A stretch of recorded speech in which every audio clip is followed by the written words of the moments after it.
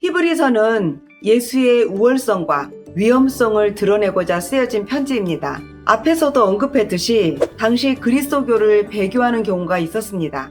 유대교를 믿다가 그리스도인이 된 사람들 중에서 다시 그리스도교에서 이탈하는 사람들이 생겼다는 것입니다. 왜 그랬을까요?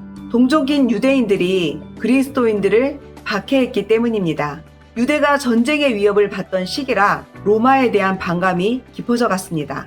이로 인해 유대인의 민족의식이 더 강해지는 때였습니다. 그래서 그리스도인 중에서도 다시 유대교로 돌아가려는 사람들이 늘어나게 된 것입니다. 따라서 그리스도가 과연 절대적 신앙의 대상이 될 수 있는가에 대한 보다 분명한 확신을 갖게 할 필요를 느꼈던 것입니다.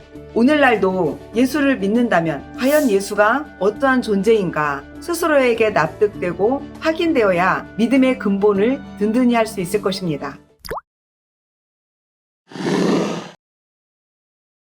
그리스도는 많은 종교적 대상 중 어느 하나가 아닙니다. 절대적 존재입니다. 대체 불가한 존재라는 것입니다. 하나님의 아들이십니다. 신의 성품을 지녔습니다. 만물의 상속자이고 온 세상을 지으신 자입니다. 하나님의 영광의 광채요. 하나님의 본체 그 자체라는 것입니다. 그래서 죄를 깨끗게 하실 수 있습니다. 천사들과는 비교할 바가 아닙니다. 유대교로 돌아가는 자들에게 그리스도에 대한 깊은 이해를 촉구하고 있습니다. 유대인들이 존경하는 모세보다 우월하다는 것입니다. 모세는 하나님의 종이요 일꾼에 불과했으나 그리스도는 하나님의 아들이라 합니다. 어찌 종을 아들에 비교할 수 있을까요? 이스라엘 백성들을 가나안으로 이끈 여호수아는 약속의 땅에서 안식을 주지 못했습니다. 그러나 예수님은 영원한 안식으로 인도하실 분이십니다.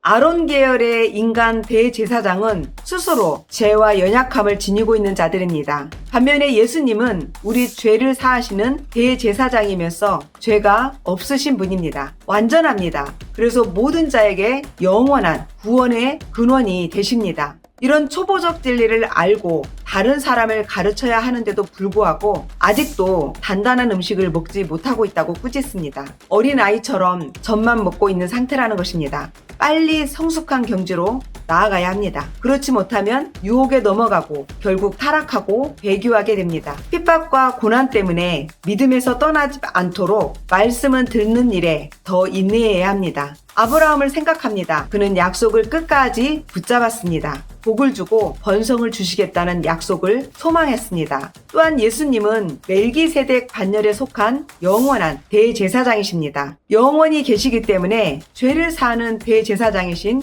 예수님께 나아가는 자들을 온전히 구원하실 수 있습니다. 자기와 백성의 죄를 사하기 위해 날마다 제사를 드리는 대제사장과는 달리 예수님은 자신을 십자가에 단번에 희생제물로 드렸습니다.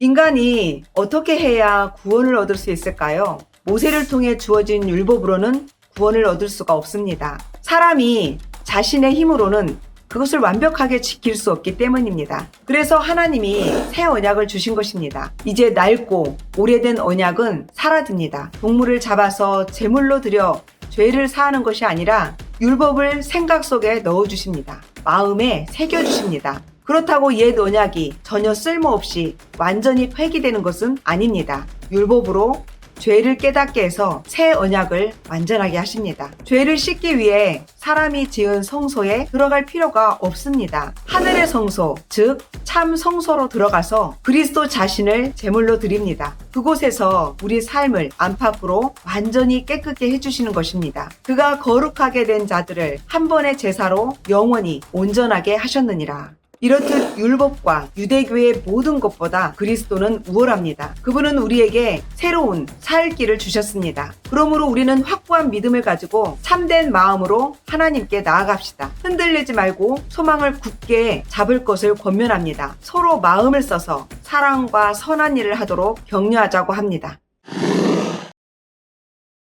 그 사람 참 믿음이 좋다. 이 말을 사람들은 보통 어떻게 인식하고 있을까요?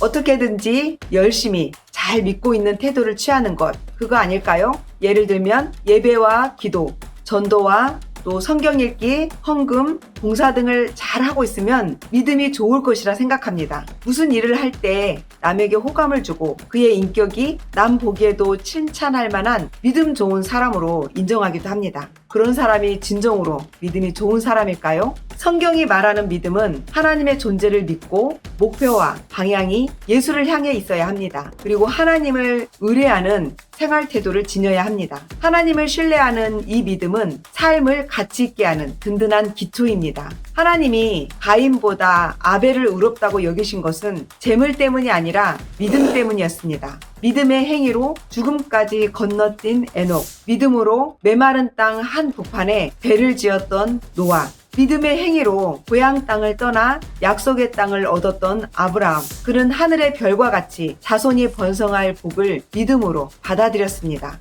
믿음으로 노년의 나이에도 아이를 가질 수 있었던 사라, 모세와 이스라엘 백성들은 믿음으로 바짝 마른 홍해를 건넜고 믿음으로 여리고성이 무너지는 것을 보았던 여호수아, 모두가 믿음의 사람들입니다. 예수 이후는 어떻습니까? 믿음을 지키고 예수 부활을 전한 이후로 고문을 당했습니다. 믿음을 지키기 위해 학대와 책찍질을 당했고 쇠사슬에 묶인 채 지하굴에 갇히기도 했습니다. 돌에 맞고 톱질로 두동강이가 났습니다. 그들은 받은 하나님의 약속을 끝까지 손에 꼭 쥐고 있었습니다. 유대인의 핍박이 아무리 심하더라도 이런 믿음의 상급을 생각했습니다. 그러니 never give up. 믿음의 길을 따라 절대 멈추지 말아야 합니다. 달려가야 합니다. 믿음의 주요 또 온전케 하신 이인 예수를 바라보자. 우리는 흔들리지 않는 나라를 받았습니다. 하나님의 나라입니다. 이 땅 위에는 영원한 도성이 없습니다. 그래서 장차 올 도성을 찾습니다. 하나님의 은혜로 서로 힘을 얻어 마음을 강하게 하고 서로 사랑합시다.